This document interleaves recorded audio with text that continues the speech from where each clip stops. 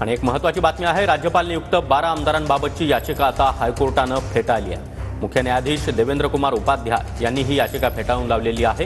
राज्यपाल नियुक्त 12 आमदारांसंदर्भात याचिका दाखल करण्यात आलेली होती, मात्र हायकोर्टानं ही याचिका आता फेटाळून लावली आहे। तर मुख्य न्यायाधीश देवेंद्र कुमार उपाध्याय यांनी ही याचिका फेटाळली आहे। आणि या संदर्भात अधिक माहिती देण्यासाठी आमचे प्रतिनिधी कृष्णा सोनारवाडकर सध्या आपल्यासोबत आहेत। कृष्णा, काय अधिक माहिती?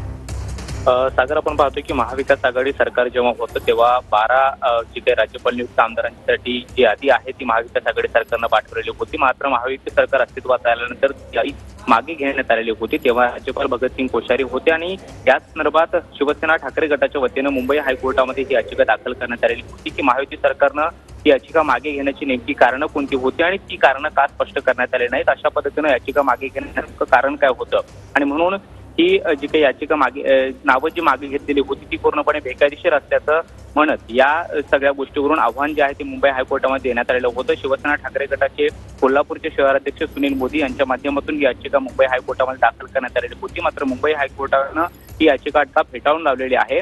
त्याची नेमकी कारणं कोणती दिलेली आहेत ती सविस्तर डिटेल ऑर्डरमध्ये स्पष्ट होतील। मात्र आता तरी हायकोर्टाचे मुख्य न्यायाधीश देवेंद्र कुमार उपाध्याय यांनी ही याचिका फेटाळून लावलेली आहे। मागच्या काही दिवसापासून यावरती सातत्यानं सुनावण्या होत होत्या आणि राज्यपाल भगतसिंग कोश्यारी यांच्या कार्यपद्धतीवरती प्रश्नचिन्ह उपस्थित करण्यात आलेलं होतं। शिवाय महायुती सरकारनं राज्यपालांना पाठवलेली जी यादी होती महाविकास आघाडी सरकारनं पाठवलेली ती महायुती सरकारनं का मागे घेतली याची कारणं स्पष्ट करण्याचं सुद्धा याचिकेमध्ये नमूद करण्यात आलेलं होतं। अखेर आज हायकोर्टाने ही याचिका फेटाळून नक्कीच कृष्णा, धन्यवाद या सविस्तर माहितीसाठी।